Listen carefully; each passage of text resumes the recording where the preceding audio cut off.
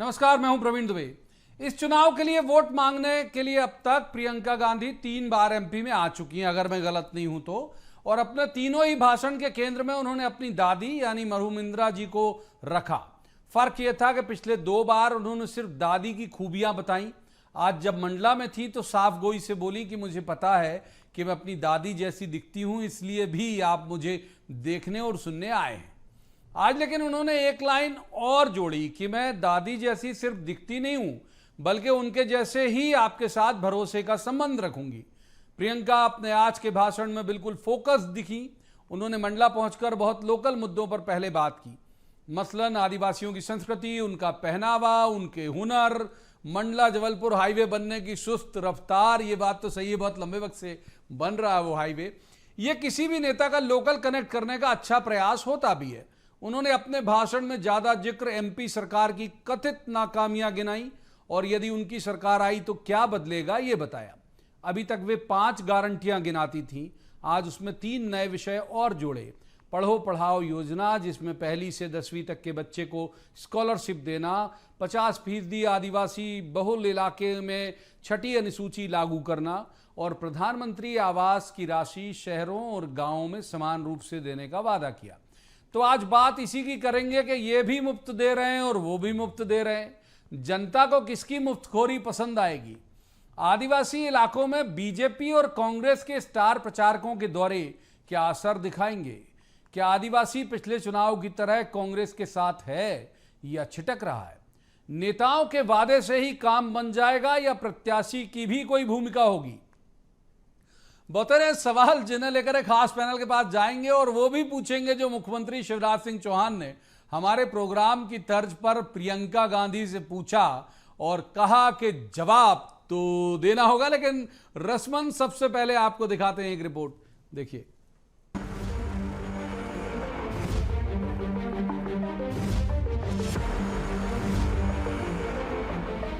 तो आप सब अगर आज यहां मेरी बातों को सुनने आए हैं तो उसमें ये बात भी है कि मैं उनकी पोती हूं, मेरी शक्ल थोड़ी बहुत उनसे मिलती जुलती है, तो मुझे देखने के लिए आप आए हैं, मैं जानती हूं। तो सुन लिया आपने, प्रियंका गांधी इंदिरा गांधी जैसी दिखती हैं, अब उनकी तरह होना भी चाहती हैं। मंडला आदिवासी बहुल जिला है जहां पर वो ये कह रही हैं। इंदिरा जी की तरह ही उन्होंने अपने भाषण में लोकल कनेक्ट किया, रोड की बात की, आदिवासी के भगवानों आराध्य की जय जयकार करवाई। उनकी संस्कृति परंपरा के साथ तो उन्होंने कनेक्ट किया ही, उनकी मुश्किलों को भी बहुत प्रमुखता के साथ उन्होंने अपने भाषणों में शामिल किया। सब कुछ लोकल सा था, तो जाहिर था कि कुछ लुभावने वादे जिनमें पुरानी गारंटियां भी शामिल हैं आती। कांग्रेस अभी तक किसान कर्ज माफी, 100 यूनिट बिजली, ओबीसी आरक्षण, सस्ता सिलेंडर और जातिगत जनगणना का ही जिक्र कर रही थी।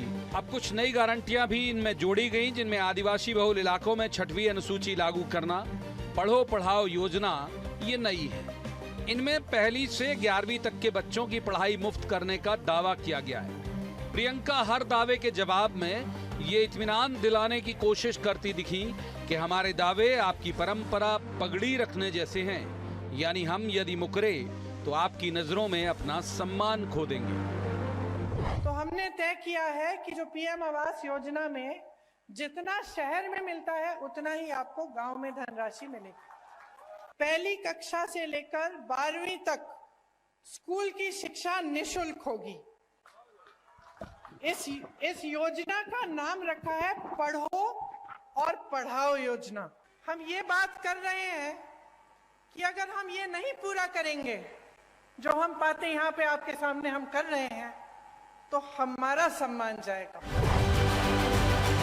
बीजेपी के लिए आदिवासी वैसे भी पिछले चुनाव के बाद से बड़ी चुनौती बना हुआ है। रानी कमलापति स्टेशन का नाम करने से लेकर कई बड़े आयोजन उसने अपने सुपरस्टार यानी प्रधानमंत्री नरेंद्र मोदी और गृह मंत्री अमित शाह से भी करवाए हैं। अमित शाह भी मंडला में रैली करने इसी उद्देश्य से भेजे गए थे। बीजेपी को डर है कि यदि इस वोट बैंक का आशीर्वाद कांग्रेस को मिल गया तो मुश्किल और बड़ी हो सकती है। लिहाजा उसने प्रियंका के आने से पहले ही आदिवासियों के मसले पर सवाल उठाने शुरू कर दिए थे और बीजेपी की तरफ से जिम्मेदारी खुद मुख्यमंत्री शिवराज सिंह चौहान के पास थी। सुनिए जरा उन्होंने कैसे प्रियंका गांधी से पूछा और बोले, जवाब तो देना होगा। मैं प्रियंका जी से सवाल पूछना चाहता हूं। 2017 में 1000 रुपया हर महीने देना शुरू किया था, कमलनाथ जी क्यों बंद कर दिया आपने? मुंह में राम बगल में छुरी, सामने आदिवासी प्रेम और पीछे दी गई सुविधाएं समाप्त करने का अपराध आपने किया। जवाब तो देना होगा। अब मुफ्त के दावे और बढ़ेंगे। जनता को किसका मुफ्तखोर बनाने का प्रयास पसंद आएगा, इसका उत्तर आने में अभी बहुत ज्यादा वक्त बचा नहीं है। बहुत कुछ तय हो जाएगा कांग्रेस के प्रत्याशियों की लिस्ट आने के बाद, क्योंकि बहुत संभावना है कि इस बार मुद्दे कम काम करेंगे और दोनों ही दलों के प्रत्याशी की छवि ज्यादा असर दिखाएगी। Bureau report, BSTV। उन मेहमानों का मैं आपसे तारुफ करा देता हूं जिनके साथ हम इस चर्चा को आगे बढ़ाएंगे। हमारे साथ है पंकज चतुर्वेदी, बीजेपी के विद्वान ऊर्जावान प्रवक्ता हैं। बहुत स्वागत है पंकज जी का। दूसरे मेहमान हैं अजीत भदौरिया, कांग्रेस के विद्वान ऊर्जावान प्रवक्ता हैं। स्वागत है अजीत जी का भी। और तीसरे मेहमान बहुत वरिष्ठ पत्रकार हैं, अच्छे राजनीतिक विश्लेषक हैं, रमेश शर्मा जी, उनका भी स्वागत है। शुरुआत कर लेते हैं पंकज चतुर्वेदी जी से। तो पंकज जी, गारंटी दे गई प्रियंका गांधी वहां पर और ये बता दिया कि मैं दादी जैसे केवल दिखती नहीं हूं बल्कि उनके जैसे भरोसे का रिश्ता बनाकर रखूंगी। प्रवीण जी, जिनका इतिहास गारंटियों के साथ विश्वासघात का हो, उनकी क्या गारंटी का भरोसा? प्रियंका गांधी जी तो इस योजना की बात करें तो उसको लेके असमंजस था और ये तय नहीं हो पाया कि वो जो 500 से लेकर 1500 रुपए तक की बात है पढ़ने की योजना में, वो मासिक है कि सालाना है। तो सालाना योजना की बात है कि मासिक, इसकी स्पष्टता नहीं कर पाई। दोनों में कंफ्यूजन था, मंच पर ही कमलनाथ जी, प्रियंका जी को। दूसरा, प्रवीण जी, उन्होंने कहा था कि मैं अपनी दादी जैसी दिखती हुई, आप मुझे देखने और सुनने का नहीं कहा उन्होंने। सब मैंने भाषण सुना, प्रियंका जी काम ही है चुनाव के समय तो देखने की बात करी। प्रवीण जी, हम तो सिर्फ ये जानना चाहते हैं कि प्रियंका जी ने आज एक बहुत अच्छी बात बोली, कहती हम अपने वादों की पूर्ति नहीं करेंगे तो हमारा सम्मान समाप्त। मतलब अभी भी प्रियंका जी को चिंता अपने मान सम्मान की है, उस विश्वासघात और धोखे की नहीं जो वादा खिलाफी करके कांग्रेस करती है। ये चुनाव, प्रवीण जी, मध्य प्रदेश का भाजपा का विकास बनाम कांग्रेस का विश्वासघात है। मुख्यमंत्री जी ने ठीक पूछा कि सहरिया, भारिया, बैगा जनजाति 1000 की पेंशन बंद कर। पैसा एक्ट के प्रावधान 1996 की पूजे कमेटी के थे। 2003 दिग्विजय सिंह जी की कांग्रेस की सरकार थी। मध्य प्रदेश से पैसा के प्रावधान 2003 के बाद बीजेपी की सरकार ने लागू किए। आज पूरा का पूरा 15% के प्रावधान प्रभावशील है बीजेपी की सरकार ने। जनजाति नायक नायिकाओं को मान सम्मान प्रतिमान देने का काम हमने किया। कमलनाथ जी तो और गोविंद सिंह जी के नेता कहते हैं कौन रानी कमलापति, किसी के भी नाम पे, मतलब जिन डॉक्टर गोविंद सिंह जी इनके नेता प्रतिपक्ष, उनको रानी कमलापति के नाम पर आपत्ति है। जिनको टांटिया मामा से आपत्ति है, भगवान बिरसा मुंडा से आपत्ति है, जनजाति गौरव दिवस का ये विरोध करने वाले लोग हैं। ठीक है, भगवान बिरसा मुंडा की जन्म बड़ी बात आपकी ले लिया। अजीत जी को इन करते हैं। तो अजीत जी, कुछ नहीं जाएगा आपके साथ, कुछ भी कर लो आप लोग, ऐसा ध्वनित हो रहा है पंकज जी की बात से कि भाई ट्राइबल जो है वो इनके साथ फिक्स है। जैसे 2018 में ट्राइबल इनके साथ था, आदरणीय हमारी शुभकामनाएं 2000 में भी फिक्स और ज्यादा रहे। हम तो ये अपेक्षा कर रहे हैं कि जो बची खुची सीटें हैं वो भी साफ हो जाए। वो व्यक्ति पगड़ी का क्या महत्व जाने, वो व्यक्ति गारंटी का क्या महत्व जाने, वो पार्टी क्या वचनों का महत्व जाने, जिसने पिछले 18 साल में 22,000 से ज्यादा झूठी घोषणाएं की हो। आज आदरणीय प्रियंका जी ने कितनी बड़ी बात कह दी। आज हम जिस समाज में रहते हैं उस समाज में सबसे बड़ा पगड़ी घोतक है मान सम्मान का। उन्होंने कह दी कि हम अगर गारंटी नहीं अपनी पूरी कर पाएंगे तो हमारी पगड़ी कैसे बचेगी। कितनी बड़ी बात कह दी। और भारतीय जनता पार्टी के, चाहे वो मुख्यमंत्री जी हो, चाहे कोई पंकज जी जैसे प्रवक्ता हो, वो नहीं समझ पाए तो ये उनकी बुद्धि है, क्योंकि 22,000 झूठी घोषणाएं करके ये बैठे हुए हैं, किसी पे अमल नहीं हुआ। आदरणीय प्रवीण जी, जहां तक पढ़ो पढ़ा योजना का है तो मासिक है मेरे भाई। भारतीय जनता पार्टी के लोग सुन लें और ये मध्य प्रदेश के लोग सुन लें कि जिस तरीके से ये भ्रांति फैलाने का काम भारतीय जनता पार्टी के लोग करना चाहते हैं वो बिल्कुल उसमें सफल नहीं होंगे। 500 रुपए, 1000 रुपए और 1500 रुपए मासिक है, मासिक।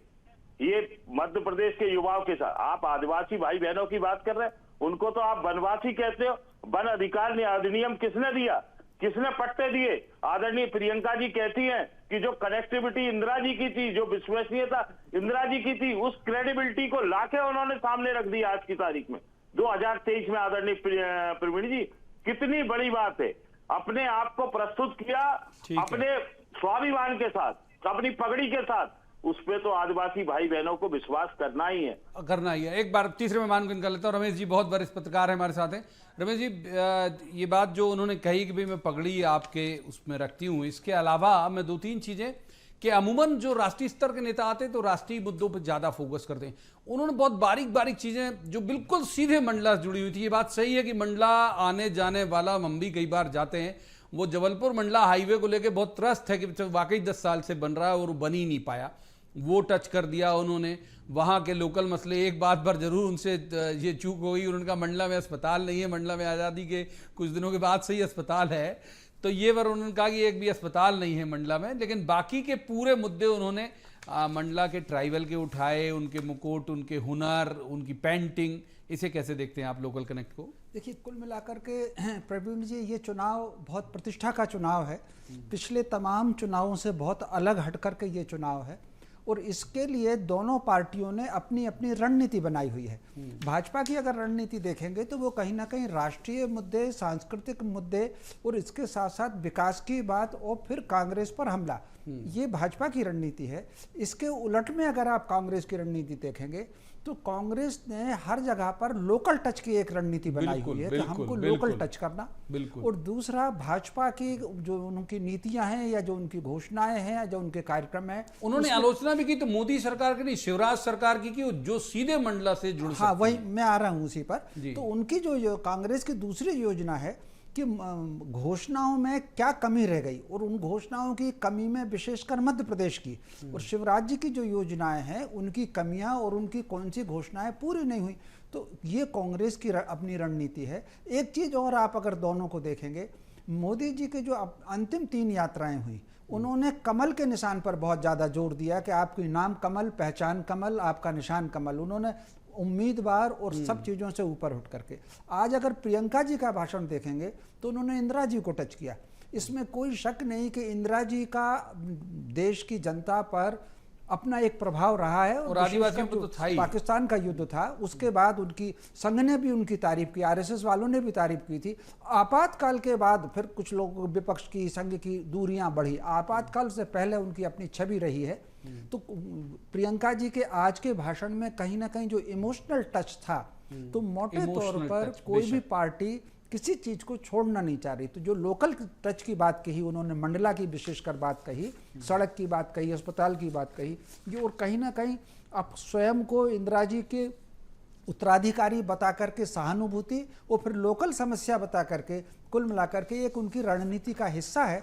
और दोनों पार्टियां अपने अपने लाइन पर काम कर रही हैं। महत्वपूर्ण बात आपने कही। पंकज जी के पास ये लेके जाएंगे। पंकज जी, चुनाव में जाहिर बात है कि भाई वोट आपको भले पूरे मध्य प्रदेश से चाहिए, लेकिन इलाकाई मसलों पर तो बात ज्यादा होगी ना कि भाई अगर इलाकाई, जो शर्मा साहब भी कह रहे हैं और हम भी उसे मॉनिटर कर रहे हैं कि भाई कांग्रेस जो है उस इलाके पे ज्यादा फोकस कर रही है जिस इलाके में उनके लीडर जा रहे हैं। तो आपको नहीं लगता कि ये थोड़ा ज्यादा चुनौती भरा हो सकता है? और दूसरा ये, आपने उस योजना का जिक्र करके सवाल पूछ लिया, तो माने पेशानी पे बल डालने वाली योजना तो नहीं है पढ़ो पढ़ाओ? देखिए, पेशानी पे बल क्या डालेंगे, लोग जानते हैं कि ये वो पार्टी है जिसने किसान कर्ज माफी 10 दिन के भीतर 2 लाख तक का कर्जा माफ, नहीं तो मुख्यमंत्री साहब ने झूठा वादा किया। ये वो कांग्रेस पार्टी जिसने 4000 रुपये बेरोजगारी भत्ते का वादा किया था। ये वो कांग्रेस पार्टी जिसने 1 लाख रुपए, 1 लाख नौकरियों का वादा किया था। ये वो कांग्रेस पार्टी जिसने दूध पर बोनस का वादा किया था। ये वो कांग्रेस पार्टी है जिसने पेट्रोल डीजल कम करने का वादा किया था। ये वो कांग्रेस पार्टी जिसने दलहन पर तेल पर बोनस का वादा किया था। ये वो कांग्रेस पार्टी जिसने किसानों के स्पेशल फंड का बात करी थी। तब धोखा, छलावा, खजाना खाली है, कमलनाथ जी का पेटेंट डायलॉग। लोगों ने वो सरकार देखी है, विश्वासघाती, धोखा देने वाली, झूठ बोलने वाली सरकार। हम तो आज उम्मीद कर रहे थे कि आज कोई कांग्रेस की लिस्ट आ जाए।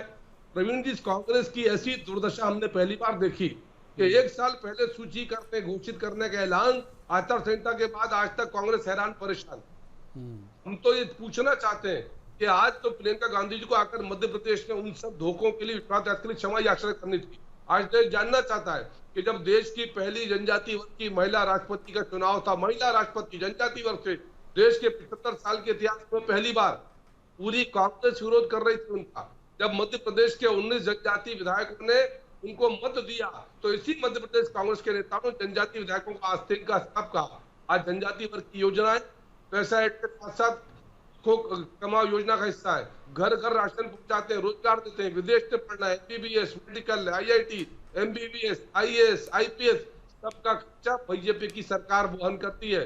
नायक नायिकाओं का मान सम्मान, प्रतिमान की स्थापना। मैंने पूछा क्या तकलीफ है इनको राधा शंकर का, रघुनाथ शाह से, क्या तकलीफ है इनको टांटिया मामू से, क्या तकलीफ है इनको भगवान बिरसा मुंडा से, क्या तकलीफ है इनको रानी कमलापति से, क्या समस्या है उत्तर दी, क्यों विरोध किया, क्यों जनजाति वर्ग जवाब तो देना होगा कि शक्ल में पूछ लेते हैं। पंकज जी बहुत वक्त दे दिया आपको, आप आज से आपकी पूरी बात ले भी ली। एक बार इन करते हैं अजीत जी को। अजीत जी, एक तो क्या कि इंदिरा जी का उत्तराधिकारी बनने के मायने क्या है, दूसरा जो पंकज जी बहुत सारे सवाल उठा रहे हैं कि भाई तकलीफ क्या है, और तीसरा एक और सवाल, तीन का आप जवाब दे दीजिएगा कि मंडला में हॉस्पिटल है भाई, जिसने भी भाषण तय किया होगा उनका मंडला में कोई अस्पताल नहीं, मंडला में डिस्ट्रिक्ट हॉस्पिटल है और ठीक ठाक अच्छी पोजीशन में है, डिंडोरी और बाकी के समीपवर्ती जिलों से अच्छा है। देखिए उनका अभिप्राय आदरणीय अस्पताल से प्रवीण जी, सुविधाओं जो से स्वास्थ्य सुविधाएं पिछले 18 साल में, वो अस्पताल निश्चित रूप से स्थापित हुआ, कांग्रेस की सरकार के समय स्थापित हुआ। उस अस्पताल में जो आज की स्थिति होना चाहिए कि 18 साल से एक पार्टी की सरकार है और स्वास्थ्य सेवाएं, मंडला क्या, मैंने मंडला का अस्पताल नहीं देखा, परंतु गारंटी के साथ कह सकता हूं जब संभाग स्तरीय और भोपाल के राजधानी स्तरीय अस्पतालों की क्या दुर्दशा कर दी है भारतीय जनता पार्टी की कमीशन कोर सरकार ने, तो मंडला की क्या स्थिति होगी, उस स्थिति पे उनको इंगित करने का उनका अभिप्राय होगा। जहां तक स्वास्थ्य सेवाओं का, जहां आप बात कर रहे हैं हमारे भारतीय जनता पार्टी के मित्र राष्ट्रपति की, अरे भाई लोकतंत्र की, संविधान की सर्वोच्च राष्ट्रीय राष्ट्रपति भारत देश के अंदर, और उसको लोकतंत्र के मंदिर के उद्घाटन से नई संसद से महरूम किया गया। क्यों? क्योंकि भैया प्रधानमंत्री जी मोदी जी की ब्रांडिंग नहीं हो पाएगी, राष्ट्रपति जी आ जाएंगे। तो ये अपने आप में स्पष्ट करता है कि कितना सम्मान लोकतंत्र, संविधान और आदिवासी पद के लिए भारतीय जनता पार्टी और नरेंद्र मोदी का है। ये आदरणीय प्रवीण जी बिल्कुल स्पष्ट है। मध्य प्रदेश का जनमानस ये मान चुका है। ये क्या लोकल मुद्दों पे बात करेंगे, ये मणिपुर का माँ तो इनके प्रधानमंत्री के मुंह से निकलता नहीं है। आप बात करवा लो इजराइल की, अरे भाई हमारे यहाँ भी तो बहनों के साथ क्या हो रहा है मणिपुर में। ठीक है, रमेश शर्मा जी को पहले इन कर लेता हूँ, पंकज जवाब देना चाह रहे हैं हालांकि, लेकिन रमेश जी को इन कर लेता हूँ। रमेश जी, जो बड़ा सवाल, यक्ष प्रश्न मैं कह सकता हूँ बीजेपी और कांग्रेस दोनों के लिए, वो है ट्राइबल। अब ये ओबीसी की भी बात करने लगी कांग्रेस, तो अगर ये दो जहां हो गए, मतलब ये तो बिल्कुल अकाट्य सत्य है कि फिर तो ऐसी मेजॉरिटी आएगी कि अब की बार 200 पार हो जाएगा अगर ये दोनों मिल गए, ट्राइबल और ओबीसी। ये आज बात केवल ट्राइबल की कर लेते हैं, किधर की तरफ जाता हुआ आपको दिखता है, या अभी इनका जो बैर भाव प्रेम भाव किसके साथ है ज्यादा? इसको तो प्रवीण जी अभी कहा नहीं जा सकता। उसकी वजह क्या है कि दलीय आधार पर, सिद्धांत के आधार पर, सुविधाओं के आधार पर, योजनाओं के आधार पर तो वोट बहुत प्रभावित करते हैं, लेकिन इसके आगे एक और फैक्टर होता है, वो होता है उम्मीदवार का चेहरा और उसकी छवि। जब तक दोनों पार्टियों के सारे उम्मीदवार आमने सामने नहीं आएंगे तब तक ये कहा नहीं जा सकता है कि किसका पलड़ा भारी है। दूसरा, अगर आप आदिवासियों को देखेंगे तो मोटे तौर पर स्वतंत्रता से पहले कांग्रेस एक पार्टी नहीं थी, कांग्रेस स्वतंत्रता आंदोलन का एक अभियान था। तो जिन लोगों को भी स्वतंत्रता आंदोलन से जुड़ता था वो कांग्रेस के बैनर पर आकर के अपना प्रदर्शन करते थे। वनवासी क्षेत्र वो है जिसको हम अंग्रेजों ने जिसका नाम ट्राइबल दिया और जिसका नाम आदिवासी है, लेकिन भारतीय बांग्ला में उसका नाम वनवासी है। तो वनवासी क्षेत्र वो है जिसने सर्वाधिक संघर्ष स्वतंत्रता के लिए, बिल्कुल सही बात, हर काल में स्वतंत्रता के लिए किए हैं। और चूंकि कांग्रेस स्वतंत्रता आंदोलन में थी, इसलिए पूरी वन की पट्टी, चाहे वो मध्य प्रदेश की हो, वो झारखंड की हो, वो बंगाल की हो, वो कहीं की भी हो, वो कांग्रेस के साथ थी। अब फिर धीरे धीरे स्वतंत्रता के बाद अन्य राजनीतिक विचार आए और राजनीतिक पार्टियां पनपी, तो उसमें से फिर विभाजन शुरू हुआ। तो विभाजन अब शुरू हुआ तो किस पार्टी का कितना काम वहां पर है, ये बहुत कुछ निर्भर करेगा कैंडिडेट पर आने के बाद। आप भी कह रहे हैं बिल्कुल पार्टी कैंडिडेट। पंकज जी, जो आप जवाब देना चाह रहे थे वो जरूर दीजिएगा। एक सवाल मैं जरूर इसमें एड ऑन कर लेता हूं कि वो हर जगह दोनों भाई बहन जातिगत गणना कराएंगे, इस पर बात करते हैं। ओबीसी भी समाहित कर लेते हैं, ट्राइबल पिछले बार अपर हैंड है ही वो ट्राइबल को लेके, इस बार भी ट्राइबल के लोकल मुद्दों को टच कर रहे हैं। तो कुछ शंका, कुछ डर, ये तो नहीं कि ओबीसी और ट्राइबल गया मान लीजिए तो फिर क्या होगा? प्रवीण जी, मैं तो ये उत्तर दे रहा था कि छत्तीसगढ़ में नए विधानसभा भवन का उद्घाटन था। जनजाति वर्ग की सीनियर महिला राजनेता अनुसुईया उइके जी राज्यपाल थी, उद्घाटन करने आती हैं किसी बगैर किसी पद के कांग्रेस की श्रीमती सोनिया गांधी जी। क्यों आई थी भैया? वो क्या थी सोनिया गांधी जी उसमें भी और तब भी और अब भी आपकी पार्टी की मालिक? तब जनजाति वर्ग का अपमान नहीं दिखा। हमने जो सवाल पूछा उसका तो दूसरा, मणिपुर पर पूरी लोकसभा में चर्चा हुई है, आपसे मुझसे मणिपुर की मां की बात हो रही है और शर्म नहीं आई जब हमास के हाथ की बात करी आपने? जातियों के साथ खड़े होते हो आप लोग। कल आपके नेता दिग्विजय सिंह कहते हैं कि पीएफआई के 97% ठापे झूठे। प्रधानमंत्री के मुंह से मणिपुर का मार कितने दिन बाद सुन लेते हैं अजीत जी, सुन लेते, पर शोर हो जाएगा। आपकी तरफ आ ही रहा हूं मैं, बस आ ही रहा हूं। पंकज जी की बात पूरी हो जाए फिर आ रहा हूं आपकी तरफ। जी पंकज जी, कांग्रेस का हाथ जिहादियों के साथ और जाति की बात करते हैं प्रवीण जी। ये राहुल गांधी के पिताजी स्वर्गीय राजीव गांधी जी देश की सदन में 1990 में खुलकर ओबीसी आरक्षण का विरोध करते हैं। 1950 में काका कालेकर कमेटी का विरोध किया। और वनवासी की बात करते हैं, मेरे प्रभु श्री राम वनवासी थे, जब मेरे प्रभु श्री राम वनवासी थे, वनों में रहकर उन्होंने जीवन काटा, आप उनका विरोध करते हो, हिंदुओं का विरोध करते हो, तुष्टिकरण के लिए हमास का आतंकियों का समर्थन करते हो, जिनकी खुद की जाति नहीं पता कौन सी जाति है। प्रियंका वाड्रा जी की, राहुल जी की कौन सी जाति है? फिरोज भाई का कभी नाम लेते हैं, श्राद्ध पक्ष चल रहा, कभी श्राद्ध देखा फिरोज भाई का? श्राद्ध करते हुए क्यों डरते हो फिरोज भाई के नाम से? जवाब दादी की याद आती है, दादा को क्यों? जवाब लेते हैं सर, जवाब ले लेते हैं अजीत जी से। अजीत जी, जो पंकज जी बोल रहे हैं उसका जवाब तो दीजिएगा। दादा की पुण्यतिथि की ठीक है पंकज जी, जो बोल रहे हैं अजीत जी, पंकज जी बोल रहे हैं उसका जवाब दीजिएगा। जो एक सवाल मैं और जोड़ दे रहा हूं, जो उन्होंने भी कहा कि भाई, और बीजेपी पूरी कहती है कि भाई ठीक है, अगर आप जनजातीय लोगों का, जनजातीय समाज का सम्मान करते हैं तो इसमें तो कोई दो राय नहीं कि उनके नायकों का, उनके इष्ट का, उनके आराध्य का अगर महिमा मंडन या उन्हें समुचित स्थान दिलाया तो वो तो बीजेपी ने दिलाया। इस बात से बिल्कुल सहमत नहीं हूँ। भारतीय जनता पार्टी के लोग तो अपने मुंह मियां मिट्टू हो रहे ना। अगर जनजातीय लोगों को, आदिवासी भाई बहनों के महानायकों का सम्मान अगर किसी ने किया है तो कांग्रेस पार्टी ने किया। कोई व्यक्ति अगर रेलवे स्टेशन का नाम किसी रानी के नाम से रख दे और अगली ट्रिप में भूल जाए कि आदिवासी रानी कौन थी, जो कमलापति की जगह दुर्गावती कह जाए, उस व्यक्ति की क्या आस्था होगी आदिवासी राजाओं में और महापुरुषों के लिए? वो अपने आप में स्पष्ट है। आदरणीय प्रवीण जी, आदिवासी अनुसूचित जनजाति की बात कर रहे हैं। पैसा एक्ट अभी लागू हुआ, जिसका इतना प्रचार प्रसार किया, उसी पैसा एक्ट की पहले भर्ती हुई। जो आदिवासी भाई बहनों को जो उनके नौकरियां मिलना थी योग्यता के आधार पे, उस पे ना करते हुए आरएसएस के लोगों को नौकरियां दे दी गई। ये भारतीय जनता पार्टी आदिवासी अनुसूचित जनजाति के लोगों के साथ न्याय कर रही है क्या? ये भारतीय जनता पार्टी 18 साल के कुशासन में, आदरणीय प्रवीण जी, जैसे आप दोनों मूर्धन्य विद्वानों ने कहा कि ये लोकल मुद्दों पे क्या चर्चा करेंगी, ये लोकल मुद्दों पे पूरी तरीके से खोखले हो चुके हैं। मध्य प्रदेश की जमीन इनकी खिसक चुकी है, इसलिए इनका नेता प्रधानमंत्री इनके मुख्यमंत्री का नाम नहीं लेता और यहाँ की योजनाओं की चर्चा नहीं करता भाषणों में। यहाँ की चर्चा नहीं करता भाषणों में। आदरणीय प्रवीण जी, ठीक है, आ जाऊंगा अजीत जी, आऊंगा। अभी वक्त है, एक सवाल और अनुमति देता है। मैं शर्मा जी को इन कर लेता हूँ, माफ कीजिए, रमेश शर्मा जी को इन करते हैं। महत्वपूर्ण सिरा है जो स्लिप हो जाएगा अन्यथा। शर्मा जी, ये था पहले एक लोग कहते थे कि प्रियंका आ जाएंगी तो बिल्कुल माने इंदिरा जी की तरह दिखती हैं, जो आज उन्होंने मेंशन भी किया, तो हो सकता है कि भाई जो जुड़ाव, जो आप भी कह रहे हैं कि भाई इंदिरा जी जुड़ाव लोगों को था, तो वो आ जाएगा। लेकिन वो हमने 2-3-4 इलेक्शन देख लिए कि वो जादू उनका चला नहीं।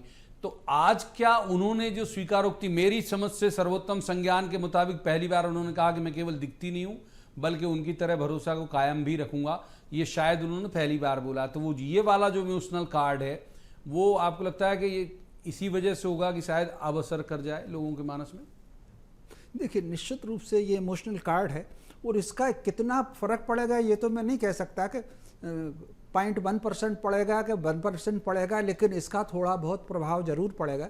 क्योंकि कुछ भी हो, इंदिरा जी की छवि, जो छवि रही है उनकी आपातकाल के पहले के सारे निर्णय, उसको लेकर के लोगों के मन में है। और मुझे तो एक बात और लगती है, अगर आपने प्रियंका जी को पहले देखा होगा, प्रवीण जी आपने जरूर देखा होगा क्योंकि लंबे समय की आपकी पत्रकारिता है, तो पहले प्रियंका जी का बैठने का अंदाज, चलने का अंदाज और बोलने का अंदाज बहुत अलग था। लेकिन अब अगर आप देख रहे होंगे, कई भाषणों से मैंने उनको देखा है, तो उनका जो लुक आया है, उनका बालों का लुक आया, उनका चलने का लुक आया है, वो बिल्कुल इंदिरा जी की तरह आया है। तो मुझे लग रहा है कि इसमें उन्होंने योजना पूर्वक कुछ ना कुछ तो अभ्यास तो उन्होंने किया होगा, क्योंकि बड़े नेताओं के यहाँ इसमें कोई छूटा हुआ नहीं है। कांग्रेस भी उसमें है और भाजपा भी कुछ उसमें है। जो बड़े नेताओं के दूसरे नेता टेप रखते हैं और बाकायदा वीडियो चला करके बच्चों को ट्रेन करने की परंपरा रही है। आप कहेंगे तो माइक से हट करके मैं नाम भी बता दूंगा, मैंने किन किन लोगों के यहाँ देखा है कि उसमें कांग्रेस के भी हैं और भाजपा के भी हैं। तो मुझे लग रहा है कि उन जैसा चलने की, उन जैसा बोलने की,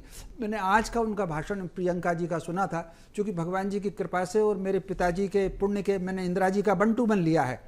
मध्य प्रदेश के जो 2-3 पत्रकारों ने इंदिरा जी का बंटू बन लिया, उसमें मैं एक हूं उसमें।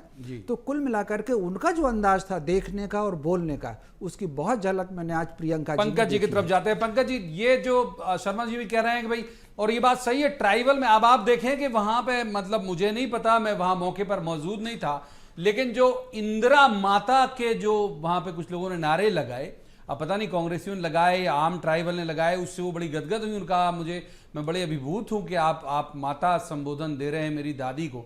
तो इंदिरा जी के नाम पे अगर कुछ चल गया मान लो, तो ऐसा कुछ तो नहीं लगता आपको? प्रवीण जी, इंदिरा जी दिवंगत हुई 84 में, और उसके बाद कितने सारे चुनाव हुए, और लगभग 20 सालों से तो प्रियंका जी और राहुल जी दोनों भाई बहन राजनीति में है। तो कौन सा प्रभाव पैदा कर पाए? कब प्रियंका जी आते हैं चुनाव टू चुनाव, प्रवासी पक्षी के समय, चुनाव के समय आते हैं दोनों भाई बहन। आप देख लीजिए उठाकर विजिट का रिकॉर्ड, आप तो तुलना कर लीजिए प्रधानमंत्री मोदी के मध्यप्रदेश के दौरों से और ये दोनों भाई बहन के दौरों से, कौन कितनी बार आया? ये सिर्फ प्रवास करने आते हैं, प्रवासी पक्षी बिल्कुल से फिसल रहा है। क्लोजिंग रिमार्क में अजीत जी का भी ले लेता हूं। कोई नहीं। अजीत जी ये कह रहे हैं शर्मा साहब के क्या शासय इंदिरा जी बनाया जा रहा है उन्हें, उनके हेयर स्टाइल, उनकी भाव भंगिमाएं जानबूझकर के इंदिरा जी की तरह जाएंगी तो सिंपैथी ज्यादा मिलेगी, आप समर्थन ज्यादा मिलेगा? ये देखिए, ये तो प्रभु की गढ़ी हुई मूरत है। हम और आपको कैसी कदकाठी मिलेगी, ये तो ईश्वर ने गढ़ी है। जैसे आपने कहा ना, हम और आप चर्चा करते हैं आमतौर पर बैठ के कि फला राजनेता या प्रियंका गांधी जी जब राजनीति में नहीं आई थी या नई आई थी कि इनका लुक इंदिरा जी की तरह, तो वो भाव उन्होंने प्रकट किया है, जो भाव उनका था। और उन्होंने एक बहुत बड़ी बात की, बहुत जल्दी खत्म हो गया वक्त, बिल्कुल जल्दी से। शक्ल के साथ साथ मैं वो विश्वसनीयता भी आपके सम्मुख अपनी पगड़ी के रूप में लेके जाऊं। पगड़ी के रूप में, माफ कीजिए, वक्त इतनी चर्चा की इजाजत देता। बहुत बहुत शुक्रिया। बहुत जल्दी सर, बहुत जल्दी, बिल्कुल खत्म। बस एक लाइन, इंदिरा जी को माता साबित करने की आज की परंपरा नहीं है। 1980 में बाल कवि बैरागी जी ने, जब कांग्रेस विधायक दल की बैठक चल रही थी जिसमें अर्जुन सिंह जी नेता चुने गए थे, कविता सुनाई थी 60 करोड़ दिलों की धड़कन एक नई पहचान। चर्चा में शामिल होने के लिए तो ये वक्त बताएगा। जैसे हमने कहा कि भाई जो भी दावे, जो भी यहां पर क्लेम और जिस तरह का पब्लिक अपीयरेंस आप देख रहे होंगे और तालियां देख रहे होंगे या जिंदाबाद सुन रहे होंगे, ये वोट में तब्दील होगा कि नहीं, ये तो तय होगा 3 दिसंबर को। तब तक इंतजार कीजिए और देखते रहिए BS TV।